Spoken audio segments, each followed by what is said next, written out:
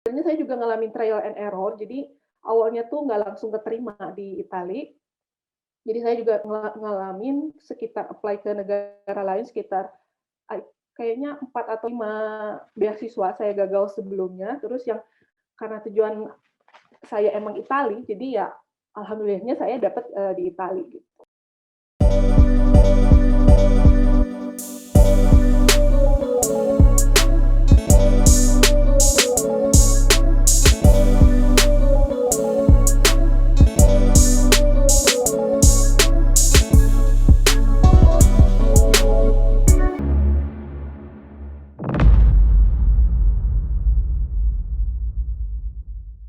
Welcome to Diet Consultation Series 4 with theme Scholarship Webinars Achieve Your Dream of Studying in Europe and America.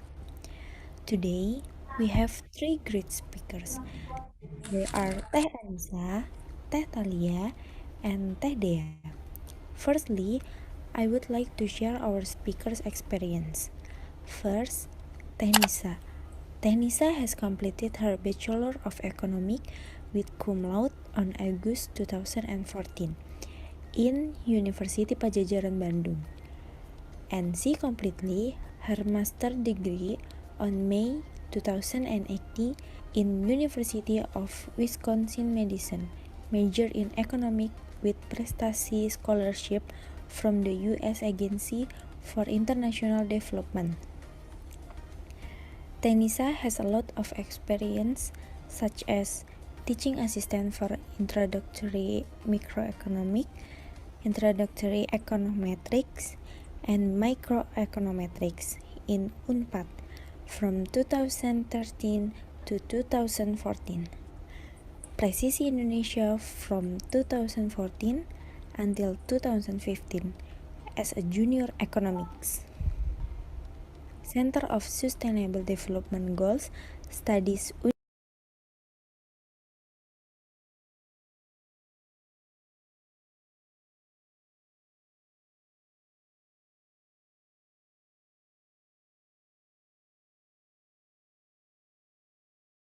World Bank Jakarta Indonesia from July 2018 until June 2020 and February 2021 until now as research analyst, Poverty and Equity Global Practice. Second is Teh Dea. Teh Dea has completed her Bachelor of Economics in Padjadjaran University, Indonesia on 2015. And then she completed her master degree in economics in Sapienza University, Italy on 2019, with scholarship awarded from Invest Your Talent in Italia. And then she completed her master second level in Big Data for Business, Tor in Vergata University of Rome, Italy, on 2020 with scholarship awarded from Alma Viva Company. Teh Dea also has a lot of experience, such as teaching assistant for microeconomics and econometrics in UNPAD from 2013 until 2017. Center of Economics and Development Studies, Padjadjaran University from 2016 until 2017 as research assistant and data analyst. Collaborator in Current Corporate Italy from December 2018 until now as market research analyst. Intern in Alma Viva in 2020 as data engineer and analytics. And the last but not least, Teh Talia. Teh Talia has completed her Bachelor of Economics on 2015 in Department of Economics, Universitas Padjadjaran, Indonesia. And then she completed her master in Master of International Development Studies, Wageningen University and Research in Netherlands on 2020 with Studeren in Netherlands Scholarship Program. Working experience from Teh Talia, such as Department of Economics, Universitas Padjadjaran Indonesia, from February 2014 until December 2016 as teaching assistant for microeconomics and econometrics part-time in Rumah Riset Presisi Indonesia, Research and Consultancy from 2015 as research assistant. Rumah Riset Presisi Indonesia from 2016 until 2018 as junior economist. Intern in Wageningen Economic Research in 2020 as researchers.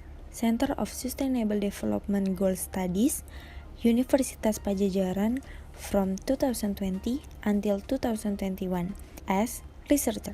Now, she working at Ministry of National Development Planning of the Republic of Indonesia or Kementerian PPN Bappenas as data analyst.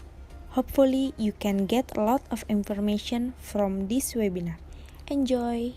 Selamat sore rekan-rekan semua.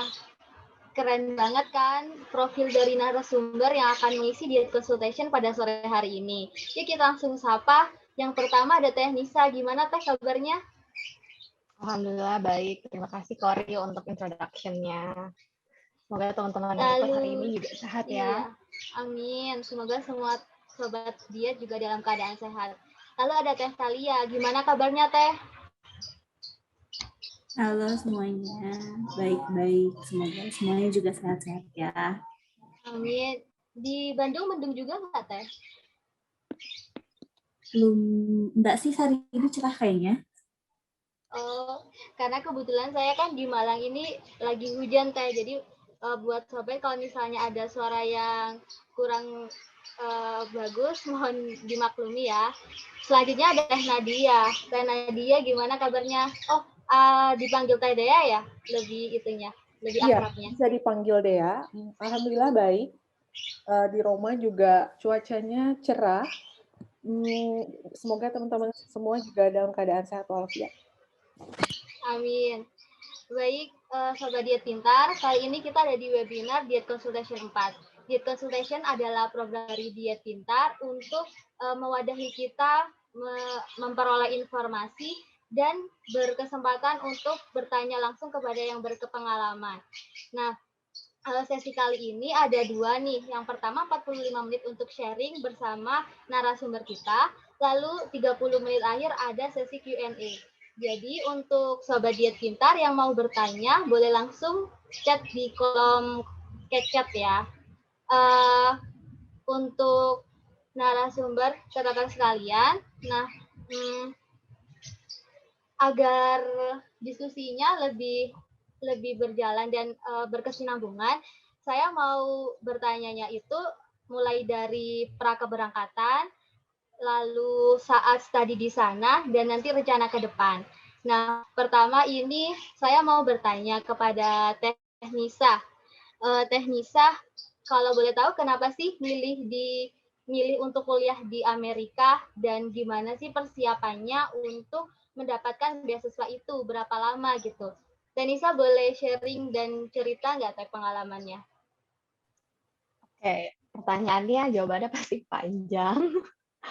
Jadi kalau ditanya kenapa mau sekolah di Amerika, sebenarnya dulu tuh ini sangat tidak saintifik ya jawabannya. Jadi saya tuh kan orangnya suka baca buku gitu ya. Nah dulu tuh banyak sekali buku-buku yang settingnya Amerika, baik itu ditulis sama American writers, baik itu orang di novel Indonesia yang ada background di Amerika, itu tuh selalu bikin saya tertarik pengen tinggal di sana gitu karena dari nature-nya, dari keadaan orang-orangnya di sana, terus pokoknya dulu tuh waktu SMP SMA tuh tiap baca novel tuh pinginnya aku pingin sekolah ke Amerika gitu. Jadi sebenarnya awalnya dari situ dulu, nggak ada saintifiknya sama sekali. Nah, terus akhirnya ketika kuliah baru tuh kayak kan belajar ekonomi, terus belajar teori-teori dan sebagainya gitu ya. Jadi aku tuh mulai mulai lebih paham, lebih dikasih perkenalan sama American economist gitu ya. Oh kalau misalnya, jadi studi-studi yang menurut aku menarik itu banyak sekali dilakukan oleh ekonom-ekonom yang dari Amerika. Terus saya lihat-lihat apa ya, kebetulan waktu itu di Unpad sendiri yang lulusan Amerika belum banyak ya. Jadi saya tuh tertarik gitu loh, pikir aduh kayaknya saya pengen jadi lebih pengen untuk sekolah di sana gitu setelah apa namanya setelah lebih dapat exposure gitu ya sama kehidupan perkuliahan di Amerika kayak gimana, terus apa namanya di sana itu sekolahnya seperti apa, materi apa saja yang dipelajarin gitu. Pokoknya ketika saya baca jurnal atau misalnya waktu itu saya ada studi yang menarik gitu ya, oh ini penulisnya dulu sekolahnya di Amerika, atau oh dia profesor di salah satu universitas di Amerika. Jadi dari situ saya mulai oke, saya jadi lebih mantap gitu mau sekolah ke Amerika. Dan kebetulan waktu itu memang saya bukan lebih familiar ya, apa ya istilahnya, lebih sering mendengar beasiswa yang menawarkan studi ke Amerika, baik itu Fulbright ataupun beasiswa yang saya dapat yaitu prestasi gitu. Jadi saya lebih dapat informasinya di situ gitu. Jadi saya makin tertarik gitu. Terus kalau misalnya ditanya berapa lama persiapannya, nah this is a very tricky question karena menurut saya itu pertanyaan tuh ada dua. Jadi satu, persiapan sebelum kita satu adalah persiapan yang sifatnya singkat, quote in quote, artinya nyiapin dokumen, terus ngurusin semua urusan administrasi, nulis esai, itu kan kalau dibilang berapa lama sih, 2 minggu juga mepet jadi gitu kan sebenarnya. Nah, tapi proses supaya kita bisa mengisi esai sesuai esai yang baik, yang kira-kira akan membuat probability kita untuk dapat beasiswa, terus supaya gimana pengalaman kerja dan CV kita itu sesuai dengan goals dari pemberi beasiswa ataupun surat rekomendasi sebagai salah satu syarat untuk dapat beasiswa, itu panjang, bisa dibilang my whole undergraduate study itu ya mempersiapkan diri untuk bisa ngisi formulir itu gitu. Jadi ada 2 fase di sini. Jadi kalau ditanya berapa lama, jawaban singkatnya kalau ngisi dokumen aja sih sebulan 2 minggu juga bisa. Tapi untuk bisa ngerjain itu semua, ya panjang prosesnya. Mungkin dari saya mulai kuliah sampai saya kerja terakhir sebelum saya nulis formulir itu gitu. Jadi dari sebelum itu ketika saya memutuskan oke, mungkin waktu tingkat pertama saya belum tahu mau ngapain ya, dulu mikirnya kayak ya udahlah kerja standar aja ke orang lain. Tapi ketika tahun kedua saya melihat ada opsi-opsi lain. Oh ternyata pekerjaan jadi researcher menarik. Oh ternyata kalau berkutat di dunia development sector gitu, jadi analis atau jadi konsultan itu juga pekerjaan yang menarik gitu. Nah dari situ saya tahu bahwa saya butuh postgraduate degree. Dari situ saya mulai nyiapin nih kayak oke, berarti saya harus ngapain supaya saya bisa dapat beasiswa ke luar negeri. Misalnya melakukan extracurricular activities, tapi kan nggak asal extracurricular activities gitu. Saya harus mikir ya jadi teaching assistant. So I have to make sure that my grades are good enough to be a teaching assistant gitu. Terus apalagi volunteer ketika ada conference di kampus, saya ikutan gitu untuk jadi volunteernya. Terus nanti ketika kerja gimana nih gitu. Karena saya pengen nanti kerja jadi researcher dan konsultan, berarti bahkan dari sebelum saya dapat S2 pun saya harus pekerjaan itulah yang menurut saya menarik dan juga akan sesuai dengan nanti pemberi beasiswa nanti kayak gitu. Jadi dari sepanjang itu gitu kalau menurut saya. Mungkin teman-teman beda experience-nya gitu, dan nggak harus mengikuti jalan yang sama seperti saya gitu. Tapi intinya adalah supaya kita bisa mempersiapkan diri untuk bisa dapat beasiswa, kita harus tahu dulu sih sebenarnya pemberi beasiswa ini pingin scholarsnya itu seperti apa. Nah, kita ngikutin dari situ. Mungkin kayak gitu, Kori.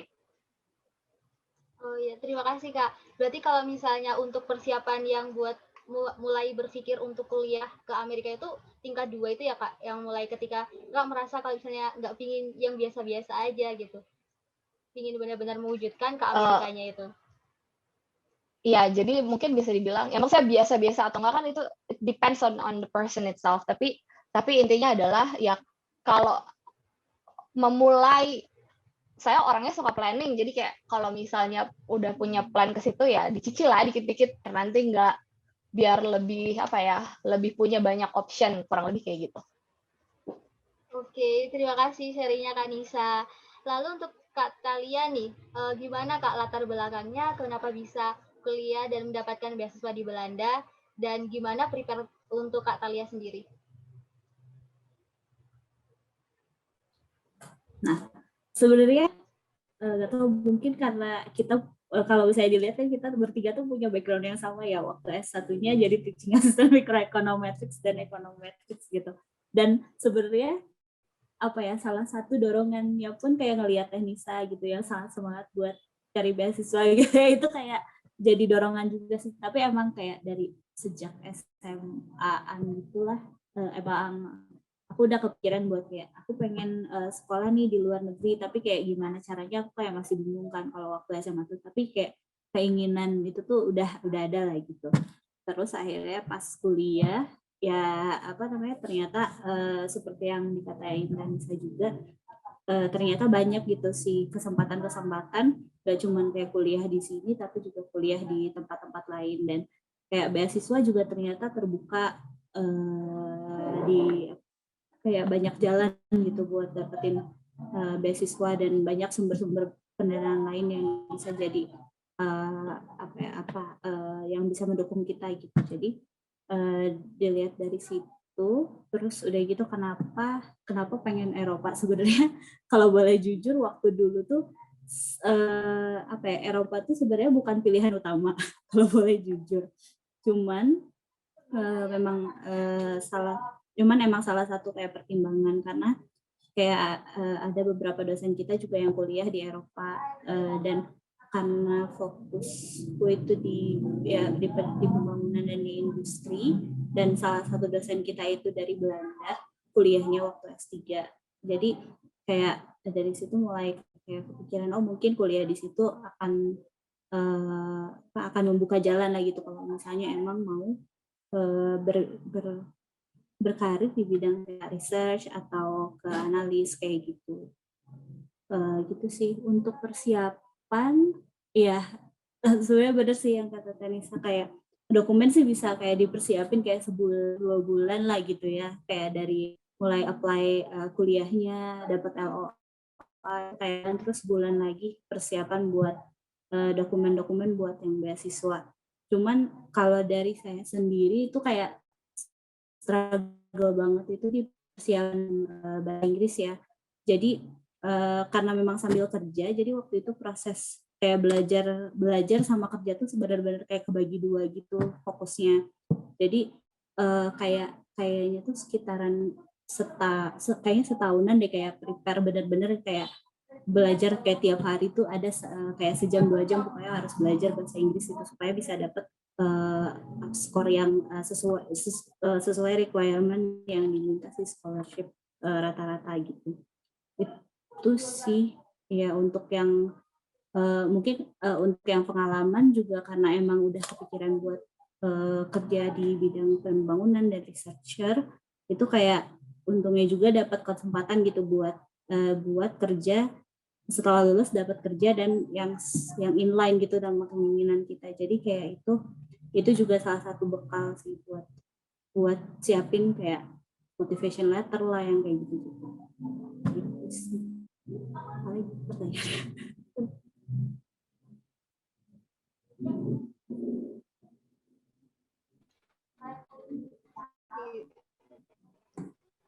Siap Kak, makasih ya. Dari jauh itu udah menargetkan saatnya menyiapkan jauh, terus nanti punya alternatif banyak gitu Kak untuk program exchange-nya.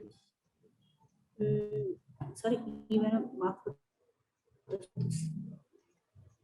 Untuk persiapannya yang iya Kak, kalau misalnya untuk persiapannya itu menargetkan satu goal program beasiswa, atau sebenarnya Kakak ada banyak alternatif program beasiswa Kak yang disiapkan dari jauh-jauh itu?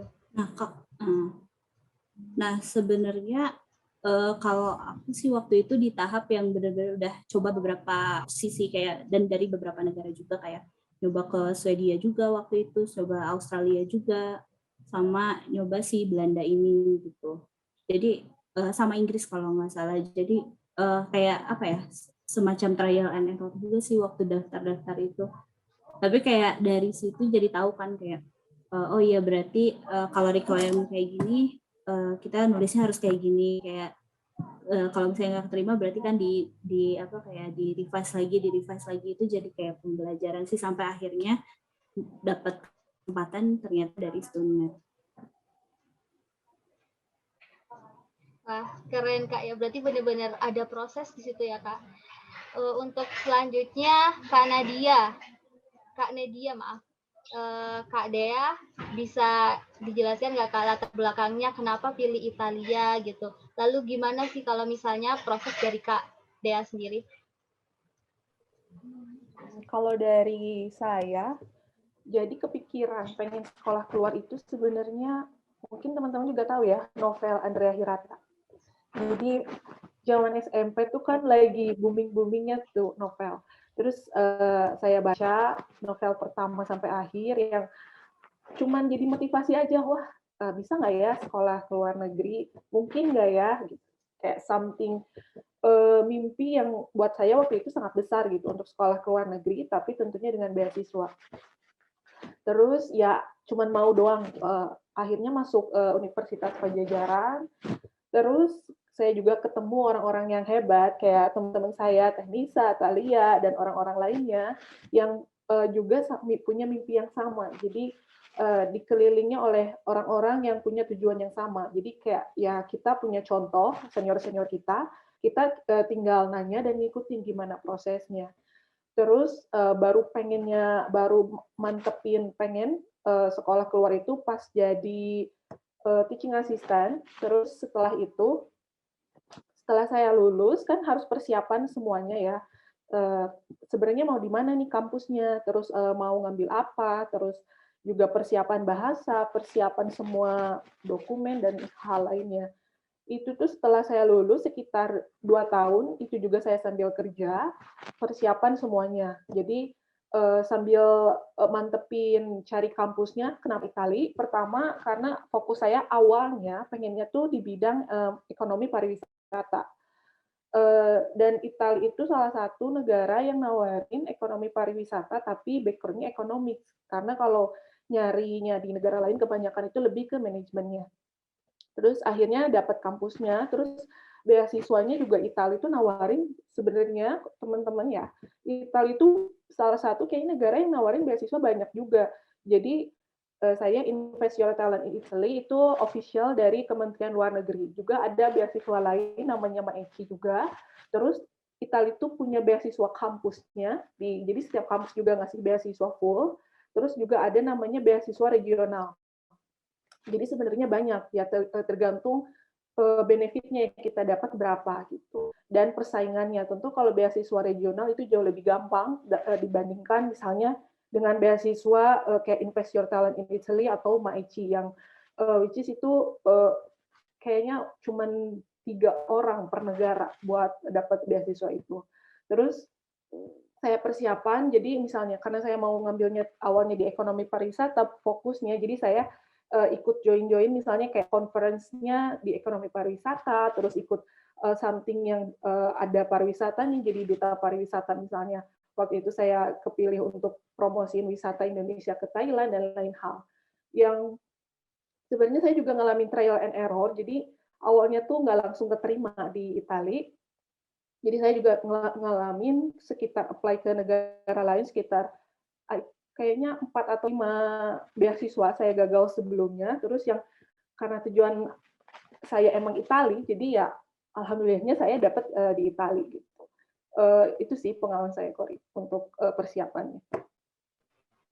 Oke, Kak. Berarti lingkungan tuh benar-benar sangat berpengaruh ya Kak untuk kita berproses dan berkembangnya.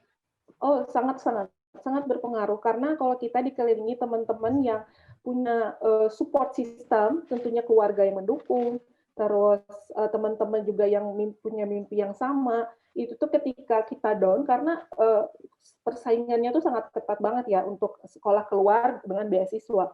Jadi kita bisa saling mendukung untuk teman-teman satu sama lain, terus saling support juga, terus ngasih masukan, feedback dan lain hal. Karena kan essay juga nanti misalnya nanya untuk proofread ke senior kita yang udah lebih dulu berhasil dapat beasiswa seperti itu. Oke, kayaknya ini bermasalah apa sinyalnya. Oke. Ya kan kalian tuh kayaknya banyak banget ya pengalamannya tuh. Kira-kira dari Teh Thalia, Teh Dea, Teh Nisa itu kan by passion nggak sih sebenarnya masuk ke situnya? Maksudnya kan tadi kan ada riset atau apa, itu by passion ngerjainnya atau emang proses aja?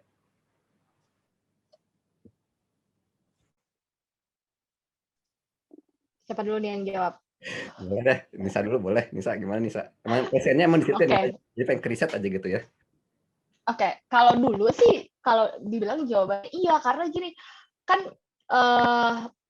waktu tingkat 1 ya, masuk ke SP, FYI, ESP ini pilihan kedua. Pilihan pertama saya itu seni rupa. Saya mau ceritanya dulu mau jadi desainer batik kayak Iwan Tirta, tapi ditolak sama FSRD ITB. Terus masuklah, jauh banget kan, loncat tuh ceritanya jadi economics gitu, pilihan kedua saya. Nah, waktu itu mikirnya economics itu saya udah tahu sih kayak gambarannya apa, banyak hitung, banyak analisis, terus banyak riset gitu. Nah, tapi baru benar-benar ngerasa pingin terjun langsung ke risetnya itu waktu tingkat 2, waktu saya dapat mata kuliah econometrics sama kita semua di sini econometrics ya, by the way. satu berkecimpung di hal yang sama ya. Jadi waktu itu saya dapat mata kuliah econometrics. Saya suka banget tuh mata kuliahnya, benar-benar kayak kalau melihat jadi mengkuantifikasi atau memodelkan banyak pertanyaan yang ingin kita jawab dalam topik economics gitu. Itu saya suka banget. Terus sama mikro 1 di semester 2. Pokoknya 2 mata kuliah itu saya jadi pingin banget ngerjain di riset. Jadi kalau ditanya apakah passion, iya sih, karena I just cannot imagine doing something else other than research gitu untuk pekerjaan untuk pekerjaan gitu. Jadi kalau ditanya passion, iya passion gitu. Walaupun kadang-kadang ya ada juga malesnya gitu, hari-hari pingin rebahan aja gitu kan. Tapi beneran maksudnya ketika lagi kerja, I cannot imagine doing other things other than research. Baik, terima kasih Teh Nisa. Tadi mohon maaf sinyalnya terputus. Boleh lanjut ke Teh Thalia. Kalau Teh Thalia ada waktu program beasiswa ini Teh ada wawancaranya gitu nggak Teh? Terus boleh share tips wawancara saat beasiswa Teh buat kami gitu. Halo Teh Thalia. Sebenarnya buat yang halo bisa dengar nggak? Iya, terdengar. Suaraku? Terdengar Teh. Halo. Sinyalnya agak putus-putus. Ya, jadi sebenarnya untuk beasiswa yang student itu pas tahun saya tuh nggak ada wawancara. Jadi sebenarnya emang harusnya ada wawancara, cuman karena pas waktu di screening dokumentasi itu ternyata yang lolos itu hanya sesuai kuota yang akan diambil sama si student. Jadi akhirnya kita lolos tanpa ada step selanjutnya gitu. Jadi setelah admin langsung dinyatakan lolos kayak gitu. Cuman kayak setelah 1 tahun atau 2 tahun setelah saya itu ada perubahan proses seleksi gitu. Pas waktu 1 tahun setelah itu ada FGD sama psikotes. Terus kalau untuk sekarang itu cuman psikotes sama wawancara. Jadi sebenarnya ya untuk yang student ini wawancaranya baru sih tahun ini. Ya mungkin kita bisa share, mungkin dia tahu Teh Nisa juga tahu. Iya. Mungkin Teh Dea atau Teh Nisa ada seleksi wawancara juga nggak Teh?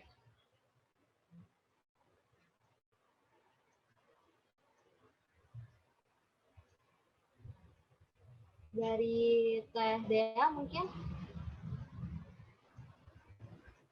Kalau dari beasiswa yang saya daftar, Invest Your Talent in Italy itu bisa ada, bisa enggak. Jadi tergantung nanti dokumen kamunya, tergantung aplikasinya. Jadi misalnya kalau diperlukan untuk wawancara lebih lanjut, misalnya dibilang saya bisa bahasa Itali A1 misalnya, tapi nggak punya sertifikatnya, misalnya seperti itu. Nah, itu biasanya ada wawancara lebih lanjut. Jadi untuk make sure, benar nggak sih kalau kamu tuh bisa bahasa Itali, seperti itu. Atau misalnya ada statement yang misalnya nggak ada buktinya gitu. Biasanya itu ada wawancara lebih lanjut untuk beasiswa saya. Cuman untuk kasus saya, yang Invest Your Talent itu, kalau saya tuh nggak diwawancara, tapi teman saya tuh ada yang dapat juga seangkatan sama saya, tapi itu dia diwawancara, jadi tergantung. Jadi kalau nanya wawancaranya gimana, saya sih nggak tahu ya, karena saya untuk dokumen saya langsung dapat pengumuman, langsung lewat email, diterima dan lain hal seperti itu. Ya, terima kasih Teh. Teh Nisa sendiri ada tahap wawancara nggak Teh? Ada. Jadi sebelum saya keterima USA prestasi ini, saya apply ke 4 beasiswa yang berbeda. 1 diwawancara, yang 3 nggak lolos dari awal, shortlisted gitu ya. Nah, jadi kalau beasiswa saya itu waktu diwawancara sama USAID dan beasiswa satu lagi LPDP itu proses wawancara ini kalau boleh saya bandingkan ya, itu benar-benar tergantung sama mekanisme pemberi beasiswa. Kalau USAID itu dia benar-benar terstruktur sekali. Jadi kamu dapat 4 panelis, interview panel, ditambah 1 external examiner. Jadi dia adalah orang yang memastikan bahwa keempat panel ini menanyakan pertanyaan yang memang yang sesuai dengan SOP gitu ya, kurang lebih. Pertanyaannya ini sangat bisa dibilang proses wawancara ini adalah memverifikasi apa yang kita tulis di dokumen aplikasi kita. Jadi untuk memastikan bahwa yang ditulis sama yang diceritain itu sama, dan biasanya adalah kebetulan kalau USAID sendiri formulirnya itu dia ada 4 esai. Seingat saya pokoknya menceritakan diri kamu, terus what is your strength gitu ya, pengalaman pekerjaan, dan yang terakhir adalah rencana ke depan. Nah, 4 ini tuh sebenarnya esainya pendek. Jadi mungkin antara 150 sampai 250 kata. Nah, karena limited itu, jadi jawabannya dikonfirmasi dan digali lagi ketika proses wawancara. Jadi proses wawancara itu benar-benar sesuai dengan apa yang flow formulir gitu ya. Terus kalau misalnya ternyata ada yang mereka mau gali lagi baru ditanyain, tapi setiap setiap candidate itu SOP-nya sama. Sementara kalau LPDP itu random banget. Kamu bisa ditanya apa aja, kamu bisa ditanya hal yang sesuai dengan apa yang kamu tulis di formulir wawancara, sampai hal yang nggak ada hubungannya sama sekali gitu. Jadi beda beasiswa, beda proses wawancaranya kayak gitu. Jadi pokoknya kalau ini yang saya dapat aja ya, kalau USAID itu pokoknya pertanyaannya adalah pengalaman kerja itu di benar-benar ditanya kamu apa saja yang sudah kamu kerjakan, terus kamu kerja untuk siapa, terus ditanya kayak menurut kamu nih hal yang sudah kamu kerjakan impact-nya tuh apa gitu. Jadi kalau di USAID ngomongnya tuh benar-benar harus konkret gitu. Jadi benar-benar semuanya substansial, dan benar-benar intinya adalah itu adalah tipe pertanyaan yang nggak bisa kamu harus diceritakan apa adanya gitu, karena dari tipe pertanyaannya memang sangat straightforward. Coba ceritain kerjaan kamu apa, terus kamu kerja sama siapa aja, kemudian kenapa kamu mau sekolah ke Amerika, terus rencana kamu ke depan apa, terus ditanya nanti kalau kamu kesulitan, kira-kira apa sih yang kesulitan yang akan kamu dapatkan ketika nanti sekolah di Amerika itu kayak gimana. Jadi kayak benar-benar ngikutin formulirnya gitu. Siap, Teh. Terima kasih banyak. Kalau boleh, ini langsung kita ke saat studi di luar negerinya ya, Teh. Saat di Eropa dan di Amerikanya. Kalau misalnya Thalia dulu nih. Teh Thalia mengalami culture shock nggak sih di sana? Terus kalau boleh cerita, ada nggak sih perbedaan pendidikan di Belanda sama Indonesia? Yang pastinya beda kan? Itu boleh di-share nggak? Iya, untuk culture shock itu sangat sangat terasa sih sebenarnya. Pertama dari ini aja ya. Dari saya dari ini aja ya, dari kayak beda dari yang hal simpel kayak beda tinggi badan. Jadi terkenal kan orang Belanda tuh kayak tinggi-tinggi banget ya, sampai 2 meter gitu. Dan itu tuh ketika saya tuh cuma 155 gitu, terus kayak itu benar-benar kayak culture shock yang pertama gitu. Pas waktu proses kuliahnya,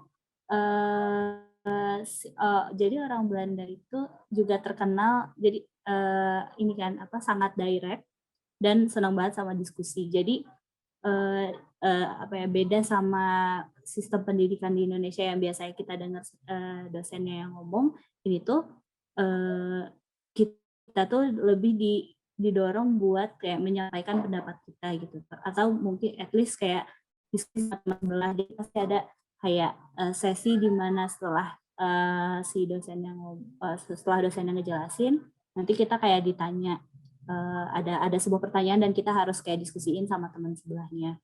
Terus juga dari kurikulumnya sendiri juga kayak balance banget antara ngasih kayak dosen ngasih lecture sama kayak tugas-tugas yang perlu diskusi dengan kayak orang-orang yang berasal dari background yang beda-beda. Ada yang apalagi khususnya buat yang program saya itu kan sebenarnya dia International Development Studies. Jadi dalamnya itu macam-macam, ada politics, ada yang backgroundnya politics, ada yang sosiologi, ada yang komunikasi, dan ada ekonomi.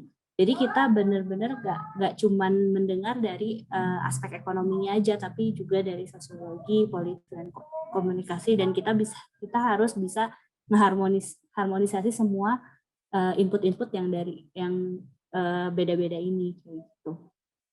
Itu sih yang paling krusial kayaknya kalau pas selama kuliah. Ya. Terima kasih Teh Thalia. Selanjutnya Teh Dea, Teh boleh diceritain atau mungkin dideskripsikan atau disebutkan gitu Teh, living cost di Italia itu gimana sih Teh? Seberapa beda perbedaan dengan Indonesia gitu Teh? Waktu saya pertama kali datang ke Italia sih, kalau untuk culture shock sendiri, kayaknya lebih ke bahasa ya. Kalau yang lainnya sih nggak begitu ya.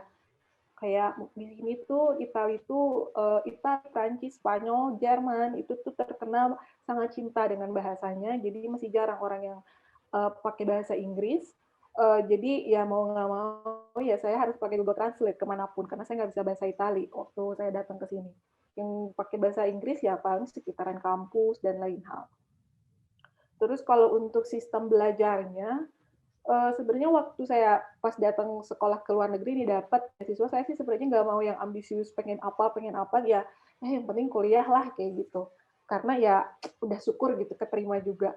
Nah pas datang ternyata tuh temen-temennya orang Itali khususnya sama orang internasional lainnya tuh yang ambisiusnya tuh ambisius banget, yang misalnya untuk kita tuh dapat nilai 8 tuh udah oke gitu.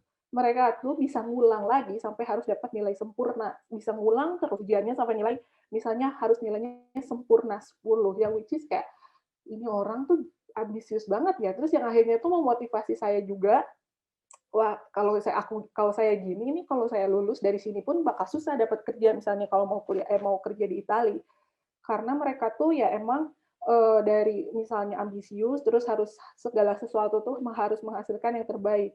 Ya itu sih positifnya. Terus juga dari sistem ujiannya, karena kalau di Indonesia misalnya kita kalau mau ngulang ujian, berarti harus ngulang mata kuliah kan, 1 semester lagi. Yang itu makanya yang bikin males sih. Cuman kalau di sini tuh, kalau di Italia tuh, jadi kita tuh kalau misalnya ujiannya nggak lulus, kita tuh masih bisa ngulang ujian, tapi nggak usah ngulang mata kuliahnya. Jadi ngulang aja ujian di periode ujian.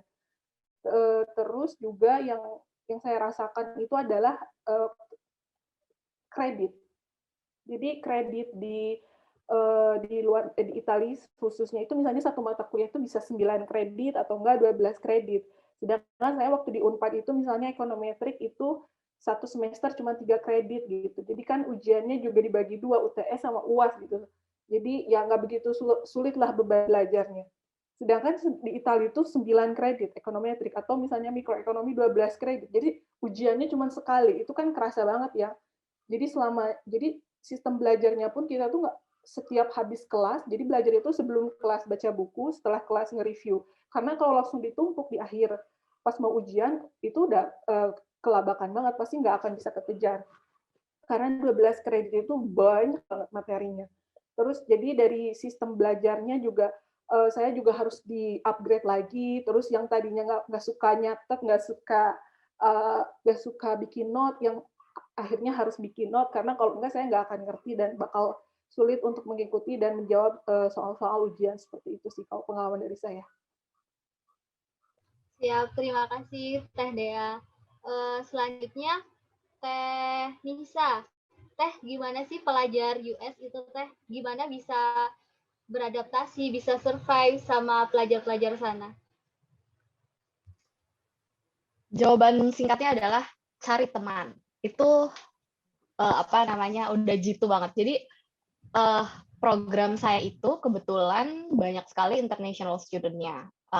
Paling banyak itu dari Cina sama Korea. Dari Cina, India, kemudian Korea. Orang Amerikanya sendiri, locals-nya ini nggak terlalu banyak. Karena sebenarnya gini, kalau di Amerika, tanpa master pun kamu sudah bisa langsung PhD, asalkan memenuhi kriteria gitu. Jadi yang dapat master tuh sedikit. Orang Amerika di kelas saya itu cuman 4. Sementara orang Cina, India, Korea, sama Turki itu yang lumayan banyak. Nah, kebetulan bener kata dia tadi, orangnya ambisius banget. Jadi saya waktu kuliah dulu sering disangka orang ambisius gitu. Padahal saya nggak ngerasa ambisius banget sih gitu.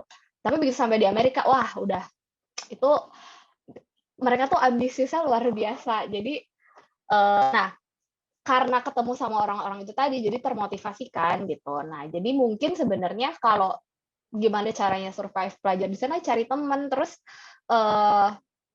cari temennya semacam-macam mungkin gitu. Jadi dulu tuh geng belajar saya isinya orang Indonesia 2, saya sama teman saya, orang India 2, orang Argentina 1, sama satu lagi orang Cina. Tapi dia udah lama tinggal, bukan Cina mainland ya, Cina UK gitu. Nah itu berenam. Nah itu kalau nggak ada mereka tuh kayaknya saya lost, karena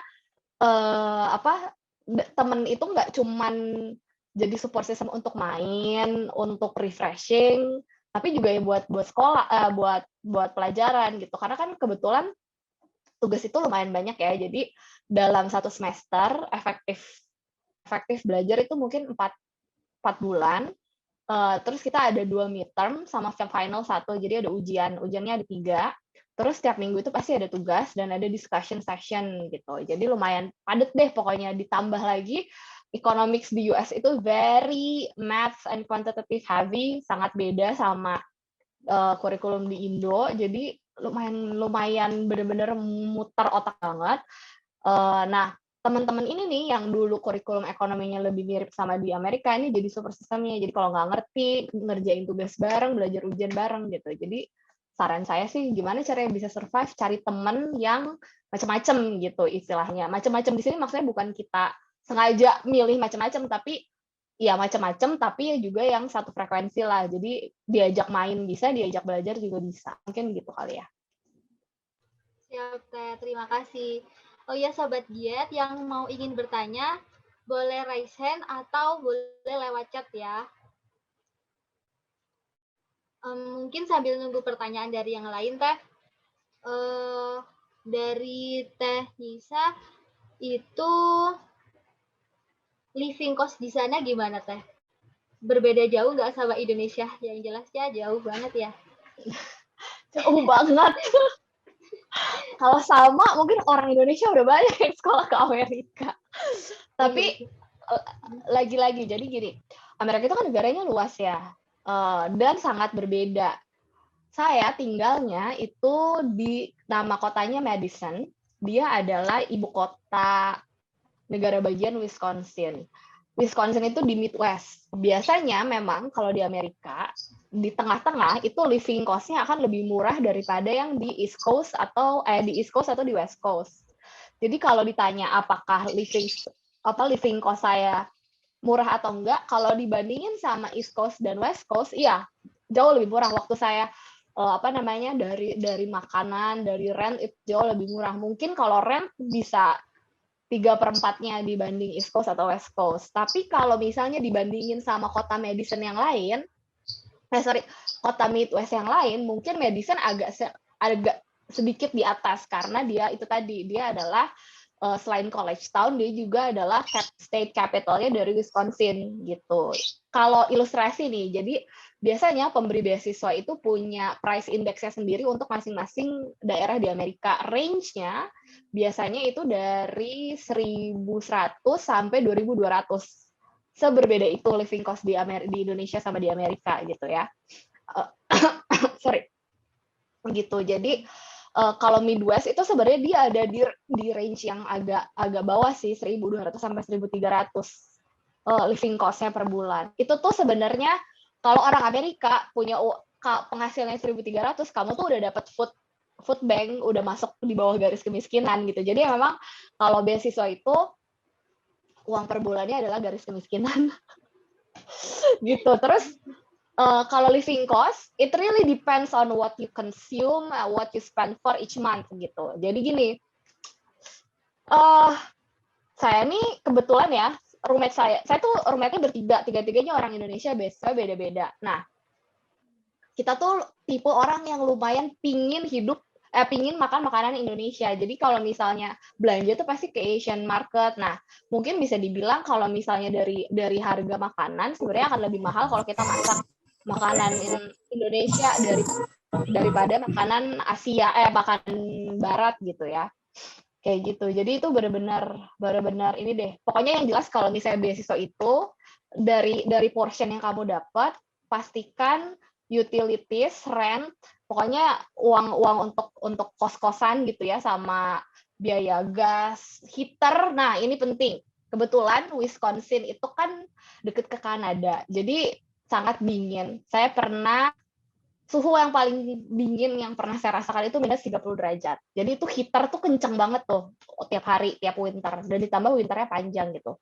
Jadi ya itu bisa dibilang cari rent yang apartemen yang udah termasuk heater, karena kalau nggak jebol tagihan utilities. Mungkin itu kali. Jadi jangan sampai rent sama utilities-nya itu lebih dari 60% dari stipend yang dikasih. Siap, Teh. Terima kasih.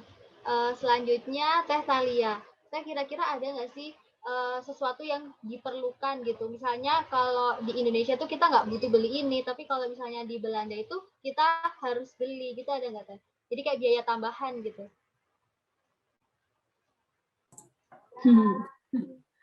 Pertanyaannya, oke. Jadi sebenarnya sih kalau misalnya di Belanda sendiri itu kayak misalnya makanan ya. Sebenarnya di Indonesia di Belanda itu banyak banget makanan kayak restoran-restoran Indonesia, terus bumbu-bumbu Indonesia juga banyak banget. Jadi sebenarnya kayak kamu bawa diri juga kayak cukup gitu loh sebenarnya. Jadi di Belanda tuh menurutku sih kayak sangat cukup gitu kalau misalnya kalau misalnya lagi pengen masak masakan Indonesia itu tuh kayak kita tinggal ke ASEAN store-nya, dan bahkan kayak di supermarket biasa pun bumbu-bumbu aneh-aneh yang suka dipakai buat masakan Indonesia tuh ada gitu. Jadi sebenarnya kayak gak pernah homesick gitu kalau masak di Belanda tuh. Yang paling penting itu kan di Belanda tuh sebenarnya anginnya tuh kenceng banget karena kita negaranya tuh di samping di laut kan, sebenarnya kayak ini sama laut banget. Jadi harus kayak pokoknya kalau misalnya mau pergi-pergian tuh harus selalu sedia jaket. Itu tuh kayak harus selalu pakai karena bisa tiba-tiba hujan di tengah jalan, terus udah gitu kering, terus hujan lagi kayak gitu. Terus udah gitu kayak bawa payungnya, tapi payungnya tuh yang kayak harus tahan sama angin gitu, karena angin di Belanda tuh sangat kenceng yang bahkan mau bisa menerbangkan sepeda bahkan kayak lagi di jalan kayak gitu. Itu sih, karena kalau di Indonesia kan kalau hujan ya udah gitu kan ya, apa kayak nggak ada, ya jarang ada angin yang kenceng ya kan, tapi kalau di Belanda tuh itu harus benar-benar dipersiapkan sih.